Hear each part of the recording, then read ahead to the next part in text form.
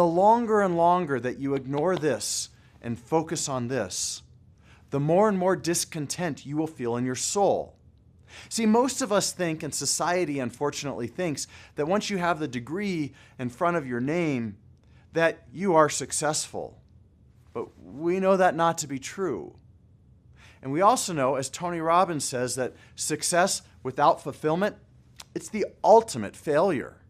Imagine getting to the end of all of your training or the end of your entire career and you don't feel fulfilled. You spent enormous amounts of your time, of your talents, and you're not fulfilled. And that's why 50% of Americans, 50% of physicians in America are burnt out right now.